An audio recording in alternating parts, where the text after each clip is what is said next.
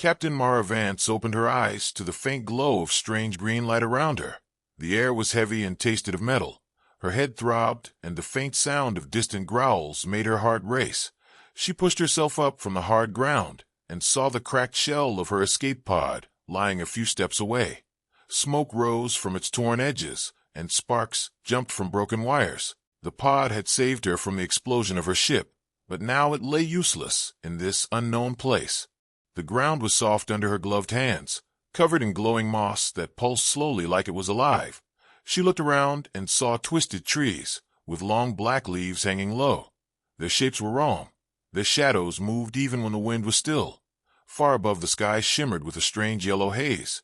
The air felt too warm, yet a cold shiver ran down her back. Her mind replayed the last minutes aboard the ship, the sudden alarm, the red flashing lights, the voice of the AI shouting about an unknown attacker, the violent impact that threw her into the escape pod, the shock as the pod launched without warning, then only darkness until now. She had no idea where she had landed or if anyone else had survived, but deep inside she feared the answer was no. A sudden sound pulled her attention to her right. It was low and rough like stone dragged across stone. Her helmet visor scanned the area and painted faint heat shapes between the trees, for small shapes, moving slowly, circling her. Her suit beeped, and the cold voice of the scanner spoke in her ear. Species Vorkai cubs, Predator class, danger level high, avoid at all costs. Her breath caught in her throat as she remembered the stories told by deep space crews. The Vorkai were feared hunters, fast and clever. Even their young could tear apart an armored target if hungry enough. The cubs stepped into the light, and she saw them clearly for the first time. Each was the size of a large dog, their bodies covered in short dark fur with faint blue stripes that glowed softly. Their eyes burned with a pale yellow light, and their sharp teeth gleamed when they opened their mouths to growl. They moved like shadows, smooth and low, their tails twitching with each step. They were beautiful and terrifying at the same time. Mara's hand went to her sidearm. She pulled it free and aimed at the nearest cub. The weapon felt heavy and strange in her shaking hands. She had never used it outside of training. The cub paused and stared at her, its head tilted slightly as if curious. The other three spread out slowly, their paws silent on the moss. The circle around her grew tighter, and she could feel her heartbeat pounding in her ears. The scanner's warning repeated in her helmet, avoid at all costs, but there was nowhere to run. The glowing trees looked dense and twisted. She could trip and be caught before taking 10 steps. She thought about firing a warning shot, but then saw the power level on her sidearm. Only 1 round left. 1 round would not be enough if they attacked all at once. She felt trapped. The moss under her boots seemed to cling, as if holding her in place. One cub let out a short bark, sharp and high, and then its muscles tensed as it crouched low. The others mirrored its dance. Mara knew what came next, the pounce. Her fingers tightened on the trigger. Her breath came fast and shallow. She had no time to think of rescue or escape. All she could do was fight for the few seconds she might have left. Her eyes locked on the closest cub,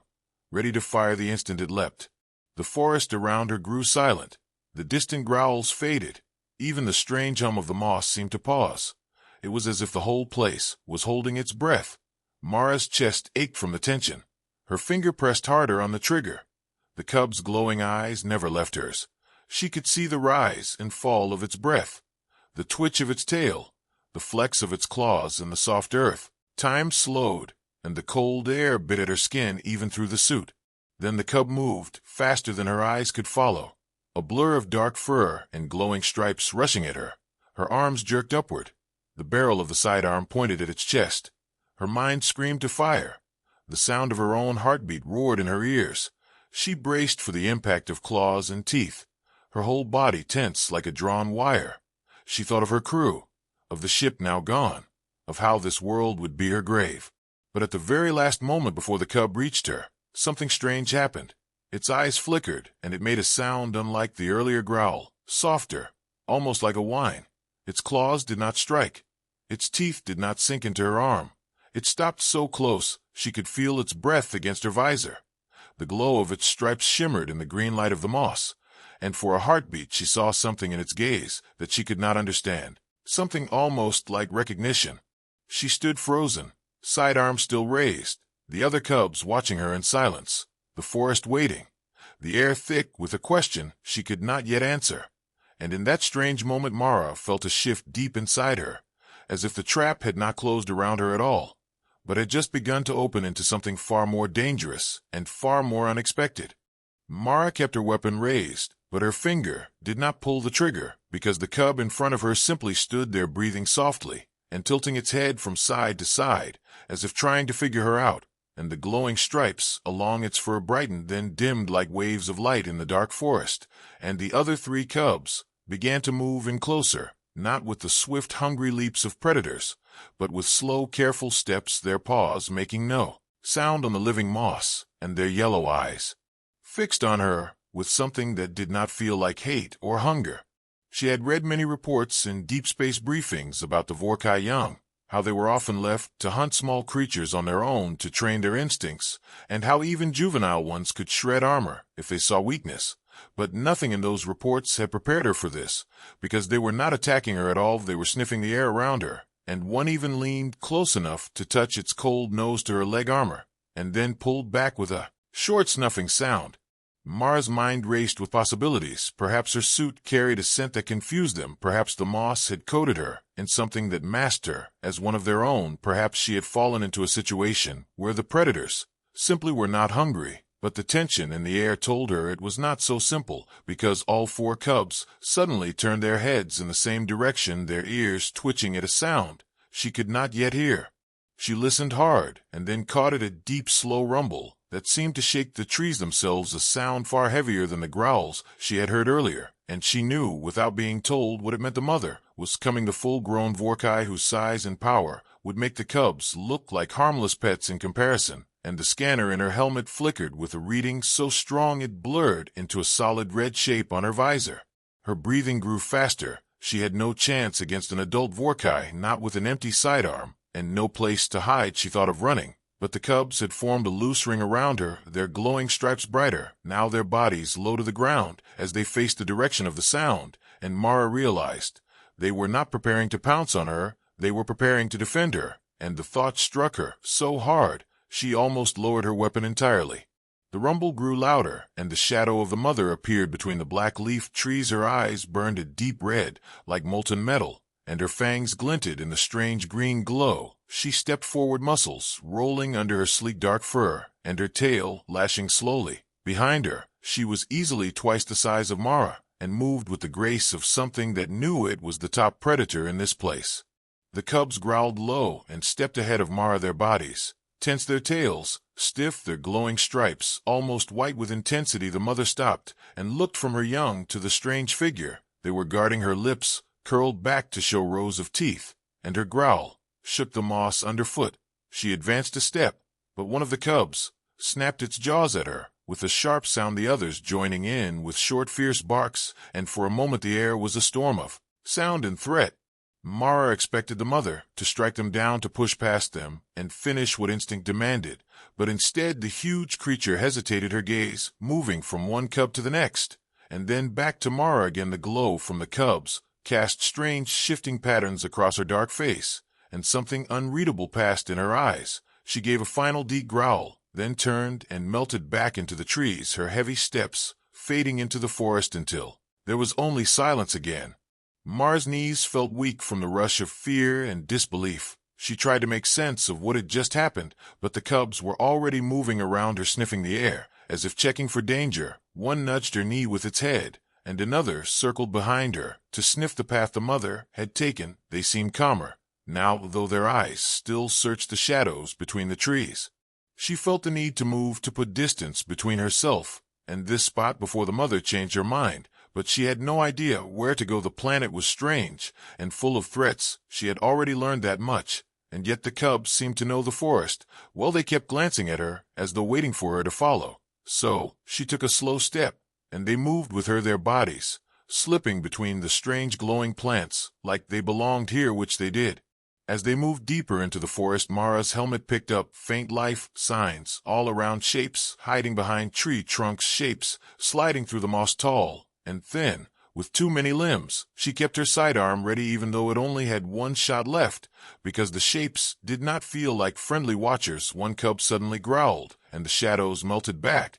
as if the glow from the cub's stripes was enough to warn them away. Mara realized that whatever bond had formed between her and these cubs was real enough that they would fight to keep her safe. She did not understand it, and maybe she never would, but the fact was she was still alive only because they had chosen to shield her from their own kind and from whatever else prowled in this alien world, and she could not help but feel a strange pull toward them, like a connection she had not asked for but could not ignore. They reached a clearing where the moss grew even brighter. The trees, hanging heavy with vines that glowed faintly blue. The cubs stopped here, sniffing the air and listening, and Mara's own ears caught something different now, a sharper sound like metal scraping against rock. She turned slowly and saw faint lights moving through the forest far off, but coming closer, the shape of armored figures shifting between the trees, and her visor confirmed it. These were not Vorkai, they were something else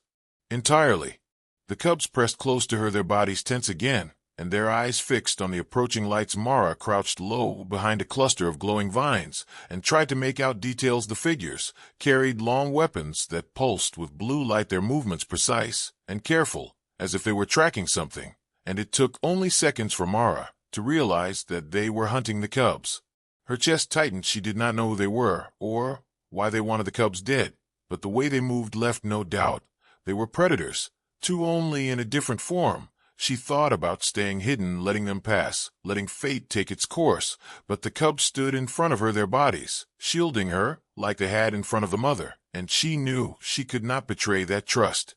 The figures moved closer until she could hear their voices, low and harsh, speaking in broken galactic common words clipped and distorted by the thick air. Find them, kill them, bring proof to the ship. No survivors. Mara gripped her useless sidearm and felt a surge of anger. These cubs were supposed to be her enemy, yet they had spared her life twice in the last hour, and now others wanted to take theirs. The giant Vorkai mother stepped from the dark forest, her massive form framed by the twisted blackleaf trees, and her eyes glowed a deep molten red as they fixed on the small circle of cubs standing between her and the strange armored human who had somehow survived this far, and the air seemed to vibrate with the deep growl rolling from her chest, while the cubs lowered their bodies and bared their small but sharp teeth in defiance, and the moss under Mara's boots trembled with each heavy step. The mother took toward them. Mara could feel the sheer power in the way the mother moved, every muscle shifting like coiled steel beneath sleek fur patterned with faint stripes that pulsed with a dim and dangerous light, and she knew that nothing in her training could prepare her to face such a creature without weapons or cover, and her heart pounded hard enough that she thought the sound might draw the mother's full fury. Yet the cubs did not retreat, and their glowing markings burned brighter, as if fueled by the presence of the threat before them. The mother's head lowered until her muzzle almost brushed the closest cub, and her growl deepened into a sound so low it seemed to rattle inside Mara's bones, and she expected to see the cubs scatter in fear, but instead one of them snapped its small jaws in a sharp warning, and another gave a short high bark, and the strange standoff stretched on while the scent of heated metal and wild musk filled the air. Mara could not understand why the cubs were standing against their own blood, and she wondered if some hidden instinct or rare behavior was at work, something not written in any of the reports she had studied back at the Fleet Academy, and she could feel the tension pressing against her chest like a physical weight as the mother's gaze flicked to her and held there for a heartbeat. So long it felt like an eternity before shifting back to the cubs. The huge predator gave a final rumble that was almost like a question, and then, without striking, she turned her head away and moved back into the shadows of the forest, her body sliding between the black leaves until the last glint of her molten eyes faded into the distance, and the only sound was the slow, fading echo of her footsteps sinking into the moss. Mara realized she had been holding her breath, and she let it out in a sharp rush, while her hands trembled, and the cubs slowly relaxed their tense stances one by one, and then turned to her with a strange expectant look, as if waiting for her to understand something unspoken, and her mind raced through possibilities, but nothing made sense, because only moments ago she had been prey, and now she stood alive, with 4 alien cubs forming a loose, protective circle around her. One cub stepped forward and pressed its head gently against her knee plate in a motion that felt almost like a greeting, and another sniffed the air around her visor before stepping back to watch the trees, and Mara felt the faintest spark of connection in that moment, though she could not explain it in words, and she thought perhaps this was not about survival alone, but about some choice the cubs had made for reasons she could not yet guess. She took a careful step toward the deeper forest, and the cubs moved with her. Without hesitation, their movements smooth and silent as shadows, and it struck her that they were guiding her somewhere, though whether toward safety or deeper danger, she could not yet tell, and the glow of their markings painted strange patterns across the moss as they passed between trees, whose branches twisted like frozen waves overhead. The air grew cooler as they moved, and a faint mist began to rise from the ground, carrying with it a sharp mineral scent that made Mara's throat itch inside the helmet, and far above she could see faint points of light, like distant stars barely visible through the thick yellow haze that covered this strange world, and the sight brought a pang of homesickness she quickly buried, because there was no time for longing in a place like this. Her visor flickered with movement readings far behind them, small shapes flitting from trunk to trunk, just outside the range of clear identification, and the cubs seemed to notice as well because they slowed, and their ears twitched toward the sound before letting out low warning growls that made the shapes vanish back into the mist, and Mara wondered if these hidden followers had been there from the start, watching from the safety of shadows. The cubs led her to a break in the trees, where the moss glowed brighter, and small pools of still water reflected the faint blue light of dangling vine flowers overhead, and the air here felt heavier, as though it was thick with some unseen presence, and she found herself scanning the perimeter with her single remaining round in mind, knowing that if trouble came it would need to count for everything. One cub stepped to the edge of the nearest pool and dipped its muzzle into the water, drinking with slow measured sips, while the others kept watch, and Mara approached cautiously, her boots sinking slightly into the spongy moss, until she could see her own reflection in the pool's dark surface, broken by faint ripples and framed by the glowing vines above, and the strange sight made her feel like she had stepped into a place that was older than her own species, older than her own history. Her thoughts were interrupted by the faint sound of metal scraping against stone, and the cubs' heads snapped toward the same direction, ears high and eyes narrowed, and Mara knew instantly that the sound did not belong to any animal. It was deliberate and mechanical, and a chill slid down her spine as she crouched low near the cubs, using the vines for cover while peering into the mist beyond the clearing. Shapes emerged slowly between the twisted trees, tall and armored in dull gray plating with glowing blue lines, tracing the edges of their helmets, and weapons in their hands that pulsed faintly with contained energy, and Mara's visor began to pick up fragments of a signal carried on a scrambled frequency, and she adjusted her suit's translator just in time to hear broken phrases in rough galactic common, words like find them and secure targets and no witnesses. The cubs pressed in closer to her, their bodies tense and low, and their glowing stripes brightened until they seemed almost white, and she realized that these strangers were not here for her at all. They were here for the cubs, and something inside her shifted with the knowledge, because she understood now that the hunters were the reason the mother had been nearby, and perhaps the reason the cubs had chosen to trust her. The figures moved with precise formation, spreading out to encircle the clearing, and one of them pointed toward the water's edge, where faint tracks in the moss betrayed their path here, and Mara knew they had only moments before discovery, and she thought about running, but there was no place to go, and she thought about hiding, but the hunters were too close already, and in the cold not forming in her chest, she realized she would have to stand and fight if she wanted to keep the cubs alive. The lead hunter raised a hand, and the others froze, and in the sudden silence she could hear the faint hum of their weapons charging, and the cubs growled in perfect unison, their small bodies ready to spring, and Mara felt an unfamiliar surge of determination rising like fire in her veins, and she shifted her grip on the useless sidearm, not for defense, but for the chance to grab one of their weapons when the fight began.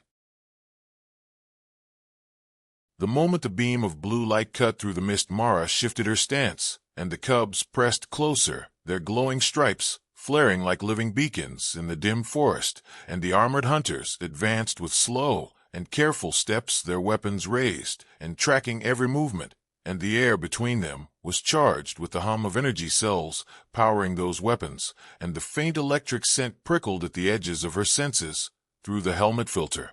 Mara's mind raced as she tried to map the clearing and the positions of the hunters, counting 6 in total, each wearing the same dull gray armor that looked heavy yet flexible, and each step they took sank slightly into the glowing moss, leaving faint depressions that pulsed faintly before fading again. And she noticed the way they moved in perfect coordination, their visors turning at the same time, their boots falling in near-perfect rhythm, as though they were linked by some shared command network. The lead hunter spoke again in that clipped and broken galactic common, and the words reached her clearly. "Now bring them alive, and check the human for weapons, no mistakes." And the cold edge in the voice told her there would be no mercy if she resisted, yet the thought of handing over the cubs was impossible now, because in her mind they had become something far more than alien predators. They were the reason she was still breathing, and the reason she felt a spark of purpose in this hostile world. The cubs growled again, their bodies low and tense, and Mara saw the hunters shift their grips on the long energy rifles, the faint blue lines along the barrels brightening as the power built, and her pulse matched that rising glow as she realized they were seconds away from firing, and her single-shot sidearm was little more than a token in such a fight. But retreat was not an option, because behind her the forest was too dense, and the hunters would catch them before they got 10 paces. The first shot came like a flash of lightning through the mist, striking the ground near the largest cub and sending shards of burning moss into the air, and the cub leapt aside with a snarl, while Mara grabbed its shoulder, pulling it toward cover behind a low rise of roots that curved out from a fallen tree, and the other cubs followed, slipping into position around her as the hunters advanced steadily, firing short, controlled bursts that kept her pinned in place. Her mind searched for a plan, and found only fragments of possibilities, none of them good. But as her visor swept the clearing, she saw a glint of metal half buried near the far edge, where the moss was thinner, and she recognized it instantly as a discarded weapon, likely dropped by some earlier victim of these hunters, and if she could reach it she might have a real chance to turn this fight. She looked at the cubs, their glowing eyes locked on the hunters, and gave a sharp gesture, hoping they would understand. And one of them seemed to read her intent, because it bolted from cover, racing low and fast along the left side of the clearing, its sudden movement drawing the attention of 2 hunters, who turned and fired after it. And in that heartbeat of distraction Mara pushed forward, crawling low through the moss, her armor brushing against the damp, glowing fronds as she moved toward the buried weapon. The hunters were quick to notice her, but the cubs launched themselves at the nearest 2 with a fury that belied their small size, their sharp claws scraping across the hunter's armor, and their glowing stripes a blur of light in the chaotic melee. And Mara reached the weapon and pulled it free, feeling the weight of a pulse carbine in her hands, and relief surged through her as she checked the power gauge, still half full enough to fight. She rose from the moss and fired in a single smooth motion, the blue bolt slamming into the chest plate of the nearest hunter and sending them staggering back into a tangle of vines, and the cubs took the opening to leap away, returning to her side with quick panting breaths, while the hunters regrouped, their visors gleaming with cold light as they adjusted formation and began to circle in a tighter ring. Mara could feel the adrenaline driving her now, and the fear had shifted into something sharper and cleaner as she moved with the cubs, using the fallen roots and glowing vines as shifting cover. Each shot she fired forcing the hunters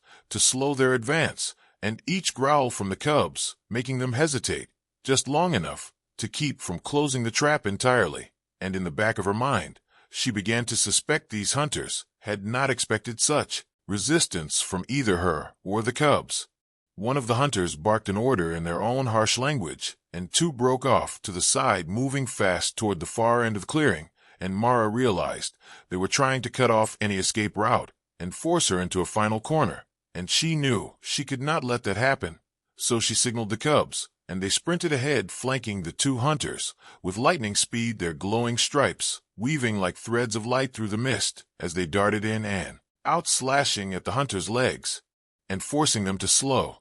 The battle became a shifting dance of light and shadow, the blue flashes of weapons' fire mixing with the white glow of the cubs and the strange green pulse of the moss. And through it all Mara fought with a focus she had never known in any training exercise, her shots precise, her movements fluid, as though some part of her had always known she would one day fight to protect something worth more than her own survival. When the last of the hunters near her staggered under a burst of fire from the pulse carbine and collapsed into the moss, Mara did not pause to watch them fall. She turned immediately to see the lead hunter standing across the clearing, weapon leveled directly at her visor, and the cold precision in their stance told her they would not miss, and there was no time to dodge. But in that same instant the largest cub lunged from the side, knocking the hunter's weapon aside and sending the blue shot into the trees where it burned through a hanging mass of vines. The hunter struck the cub hard, sending it tumbling across the moss, and Mara's vision narrowed as she fired 3 quick bursts that struck the hunter in the chest and forced him back into the shallow water of one of the pools, where the electric glow of their armor flickered and dimmed, and the sound of their heavy breathing filled the clearing before they finally collapsed into stillness. The sudden quiet felt almost unreal after the chaos, and Mara's hands trembled as she lowered the carbine, scanning the clearing for any remaining threats. But the other hunters had fled, melting back into the mist and leaving only the faint tracks in the glowing moss to mark their retreat, and the cubs slowly returned to her side, their glowing stripes dimming back to a steady rhythm as they pressed against her legs in silent reassurance. She knelt to check the largest cub, which was already rising to its feet, shaking off the hit with a short huff, as if to say it would take more than that to bring it down, and Mara felt an unspoken pride for their courage and loyalty, and in that moment she understood. She had crossed a line. There was no longer a question of whether she would stay with them, because she knew she would follow them now, wherever they led.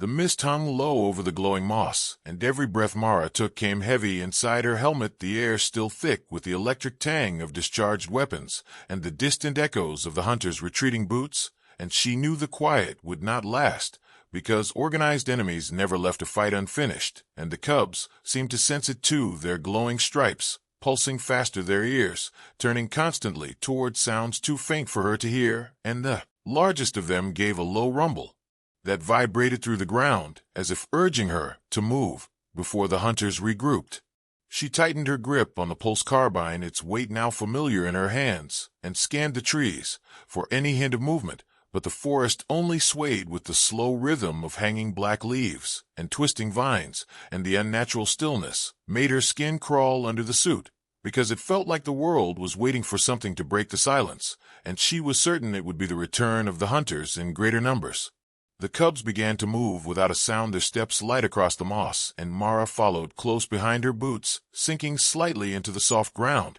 as they led her deeper into the forest, away from the scorched clearing and the fallen hunters, and the path twisted between trees whose roots rose high like walls, forcing them to weave through narrow gaps where the vines brushed against her armor and left faint glowing streaks that faded within moments. Her visor flickered with warning signals as it detected faint energy traces ahead, and she slowed her pace, crouching low with the cubs clustered around her, and the traces grew stronger with every step until she could see a faint blue haze curling between the trees like smoke, and the sound of mechanical movement reached her ears, a steady clicking and whirring that carried through the still air and set her teeth on edge, because it was nothing like the hunters' boots. It was colder and more deliberate. The cubs froze, their eyes locked on the haze, and their glowing stripes dimmed until they were little more than faint lines on their dark fur, and Mara crouched lower, gripping the carbine, as the haze thickened and the source emerged from the mist, a machine shaped like a towering insect with 6 long-jointed legs and a body of black metal plated with shifting panels that reflected the strange green light of the moss, and its head was a cluster of lenses that shifted and clicked as it scanned the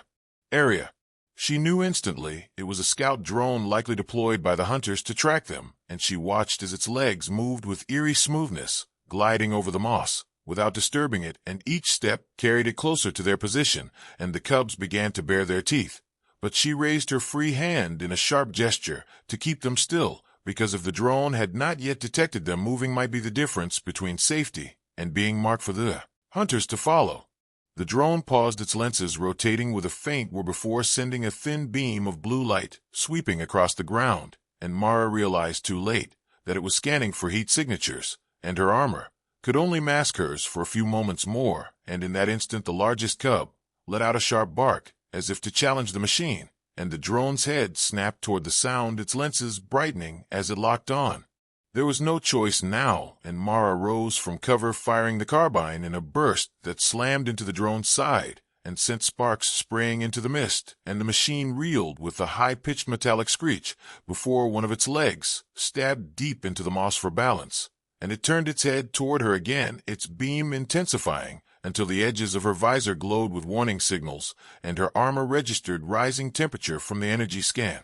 The cubs lunged forward with coordinated precision, two slamming into its legs to throw it off balance, while another leapt onto its back claws screeching against the metal, and the drone staggered, trying to shake them free. But Mara kept firing, each shot aimed at the seams between its armor plates, until a final burst struck the base of its head, and the light in its lenses flared once, then faded as it collapsed into the moss, with a hiss of venting steam. Her visor immediately lit, with new alerts, a faint pinging sound that told her the drone had transmitted its last coordinates before shutting down, and her stomach tightened as she realized the hunters would now know exactly where they were, and the cubs seemed to understand because they began to move again more urgently, this time darting between the trees in quick bursts and glancing back to make sure she followed, and she forced herself to match their pace, weaving through the twisted forest paths.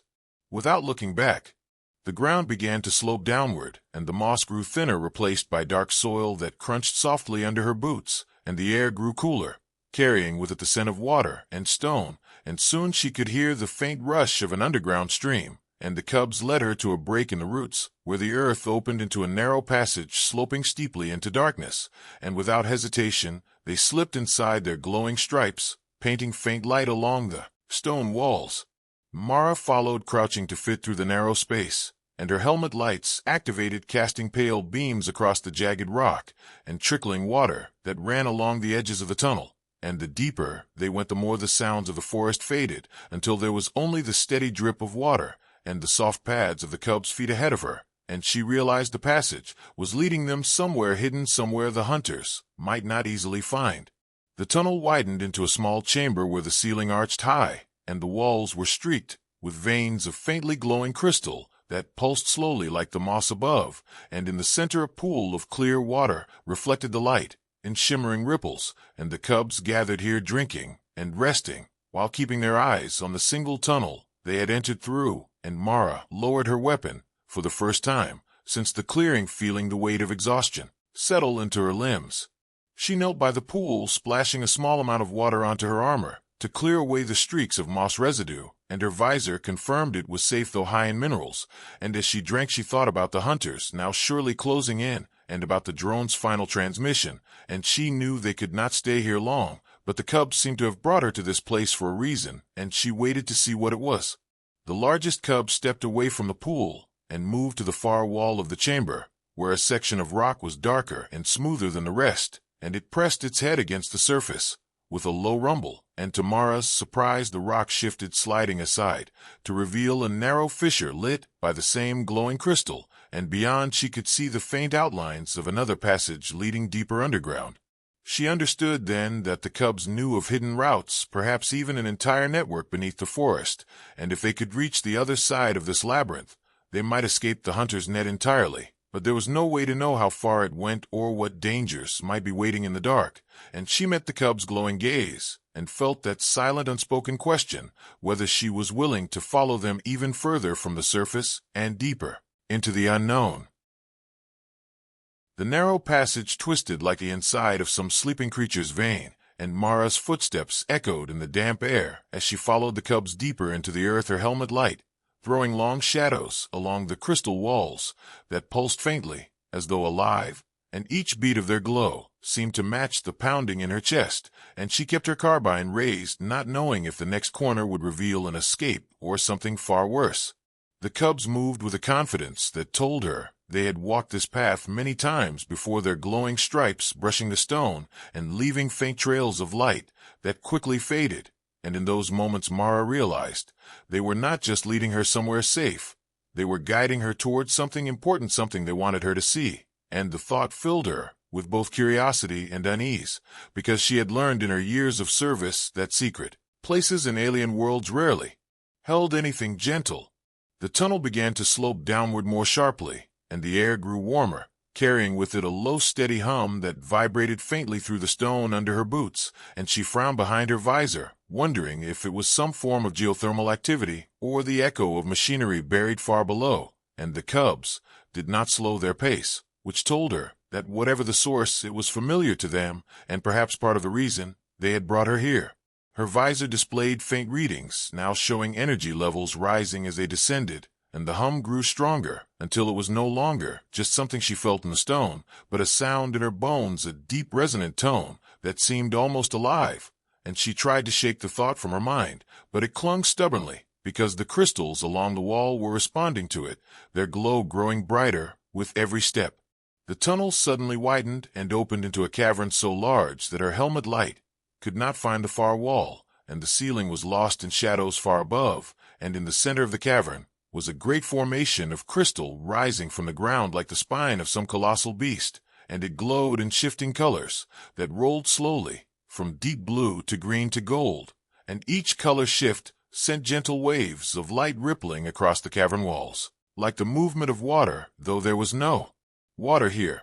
The cubs stopped at the edge of the crystal formation and waited for her, their glowing eyes reflecting the light in strange patterns, and she stepped forward carefully, her boots crunching on the layer of fine dust that coated the floor, and she felt the hum intensify until it filled her mind with a strange clarity, as though the sound was not just passing through her ears, but speaking to something deeper inside her. She knelt near the base of the crystal and ran her gloved fingers along its surface, feeling a warmth that was not from any external source, but from the crystal itself, and as her visor scanned it, the display flickered and shifted into static before clearing again and showing readings far beyond anything she had encountered on this planet or any other, and the data tags were incomplete, as though the system could not classify what it was detecting. The largest cub stepped closer and pressed its forehead against the crystal, letting out a low sound that was almost mournful, and the other cubs followed doing the same, and Mara watched the light from the crystal flare slightly as though answering them, and she realized that this was no ordinary mineral formation. It was some kind of living construct, perhaps ancient, perhaps older than the forest above, and she wondered if the cubs were somehow connected to it in a way she could not yet understand. As she studied the crystal, she noticed faint shapes moving within its shadows that shifted like smoke behind glass, and for a moment she thought they might be tricks of the light. But then one of the shapes turned as though aware of her, and she felt a strange chill run through her despite the warmth of the crystal, and a pulse of brighter light ran through the entire formation, accompanied by a deep thrum that seemed almost like a heartbeat. Her visor suddenly crackled with an incoming signal, though she had not activated any channels, and a distorted voice spoke in short broken phrases that she could barely make out, words like guardian and breach and protect, and she looked at the cubs in shock, because they were staring directly at her, as if they too had heard the voice and understood it. Before she could react, the ground trembled faintly, dust falling from the unseen ceiling above, and her visor lit with warning signals, detecting movement back in the tunnels they had come through, and she knew instantly that the hunters were drawing close, guided, perhaps by the drone's last transmission, and she realized with a tightening in her chest that she could not let them find this place, whatever it was, because it was important not just to the cubs, but perhaps to the entire planet. The cubs seemed to sense the danger, because they spread out in a loose semicircle facing the tunnel, their glowing stripes brightening as though preparing for a fight, and Mara moved to stand with them, gripping the carbine and checking her remaining energy cells, and she felt the hum of the crystal behind her like a steady presence, almost like it was lending her strength, and the voice in her calm crackled again, saying a single clear word this time: defend. The first faint glimmers of light appeared in the tunnel ahead, flickers from the hunter's visor lamps cutting through the darkness, and the sound of boots on stone echoed louder with each passing second, and Mara took a slow breath, steadying her aim, because she knew that whatever happened here would determine not just her survival, but the fate of the cubs, and the secret they had shown her, and the hum of the crystal seemed to match her heartbeat now, as if they were one. As the first shadowed figures emerged from the tunnel, she fired the opening shot, a bright pulse of energy that lit the cavern in harsh white for an instant, and the cubs leapt forward with feral grace, their glowing stripes blurring in the dark, as they crashed into the hunters, before they could form a firing line, and the cavern erupted into chaos, the sound of weapons and snarls mixing with the deep unchanging hum of the crystal behind them. Even in the heat of the fight, Mara felt the presence of the crystal watching, as if judging her actions, and the strange thought crossed her mind that maybe it had been waiting for someone like her, someone who would stand with its protectors, instead of against them, and she realized with a fierce surge of certainty that she would not let it fall into enemy hands no matter the cost. The hunters pressed forward, their weapons blazing, but the cubs moved like living shadows, darting in and out of their line of fire, tearing weapons from hands and knocking them from their feet. And Mara fought alongside them, her shots precise, each one aimed to disable rather than kill, because she knew they needed answers from at least one of these invaders, and slowly the tide began to turn in their favor. When the last hunter standing in the tunnel dropped his weapon and raised his hands, the cavern grew still except for the heavy breathing of combatants and the steady hum of the crystal, and Mara stepped forward, pressing the carbine against the man's chest and demanding through clenched teeth why they were here and what they knew about the crystal. But before he could answer, the hum behind her rose in pitch, and the light flared. The golden wave from the crystal washed through Mara like warm sunlight, and yet it carried a weight far beyond light or heat, as if it pressed against her mind, opening doors she had never known existed, and for a breathless moment she saw flashes of alien skies and vast oceans beneath twin moons and towers of crystal that stretched into the clouds, and she understood, without words, that this place was part of something ancient, a network or mind that had slept for centuries, waiting for the right moment to stir.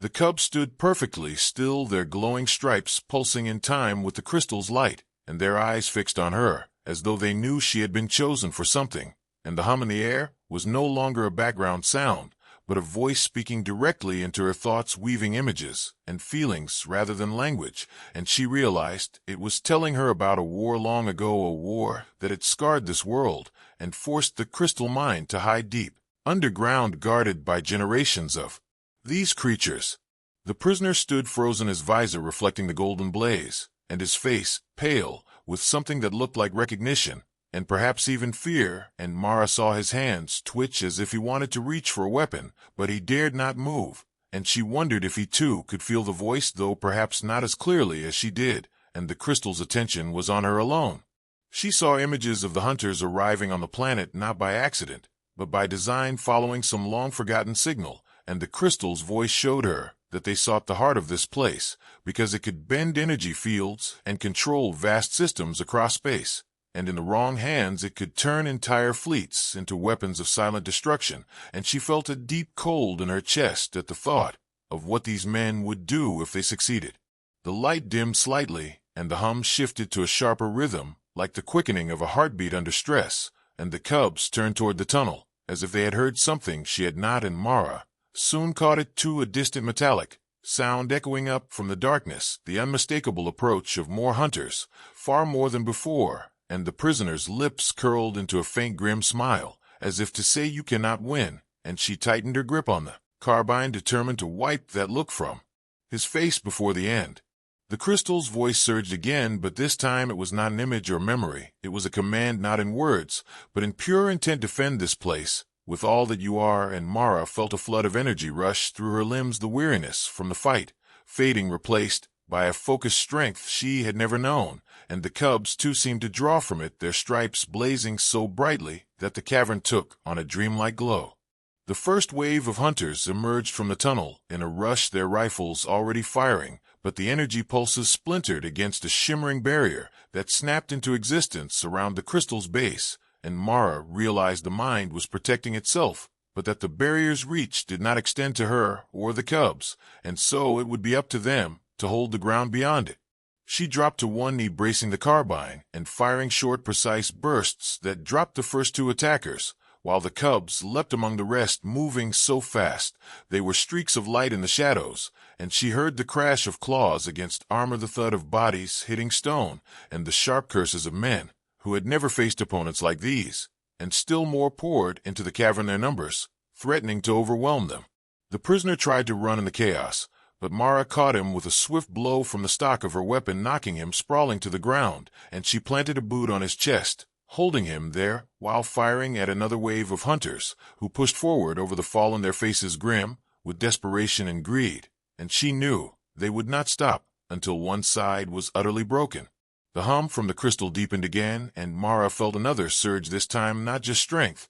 but clarity, as if her mind could see the field of battle in perfect detail, every movement, every line of attack, and she adjusted her aim to strike at weak points, breaking the hunters' formations, and buying precious seconds for the cubs to strike and retreat before the enemy could regroup, and the tide slowed, though it did not turn. A sudden sharp tremor shook the cavern, and several hunters stumbled as fragments of stone fell from the unseen ceiling, and Mara glanced back to see the crystal's light flaring dangerously bright, and the voice in her head spoke a feeling that was unmistakable. If they could hold the line, for only a little longer the awakening would be complete, and the mind would rise fully, and once it did, the hunters would have no power to harm it. The thought became her anchor. She gritted her teeth and poured every shot into holding the narrowing gap. The cubs fought like creatures, possessed, their snarls echoing like thunder, and their glowing stripes painting arcs through the smoke and dust, and the hunters began to falter, their confidence cracking under the relentless assault of beasts and human working as one. The prisoner beneath her boot writhed and shouted something to his men, words lost in the chaos, but they did not rally this time. Their eyes kept flicking toward the crystal and its blazing light, and Mara knew they too could feel that something greater than them was stirring, and it frightened them because they could not understand it nor control it. Another tremor rolled through the cavern, and a sound like a deep breath filled the air, and the golden light exploded outward in a wave that staggered everyone, friend and foe alike, and for an instant Mara's vision blurred with the sheer force of it, and then cleared to reveal the shadows within the crystal, now sharp and defined, no longer drifting like smoke, but moving with purpose, and the shape at the center opened what could only be called eyes, vast and bright and filled with the weight of ages. The voice in her mind was no longer a whisper or a hum. It was a chorus, speaking with clarity and strength. We are awake. And in that moment she knew that the crystal mind had accepted her as an ally, and the cubs as its chosen guardians, and it would not allow the hunters to remain. A sound like the rushing of wind filled the cavern, though no air moved, and the hunters were lifted from their feet, their weapons tearing free from their hands and clattering to the floor, and the golden light wrapped around them like chains, pulling them back toward the tunnel, and Mara saw their faces twisted in fear as they were dragged away, their shouts fading into the distance until there was only silence and the hum of the crystal once more steady and calm. The barrier around the crystal faded, and the cubs approached it, pressing their foreheads against its base in silent acknowledgement, and Mara stepped forward, her hand resting on the warm surface, and the voice spoke again, this time softer, telling her that the hunters would not return for many years, and that the cubs would remain its guardians until the end of their days, and that she now carried a bond to this place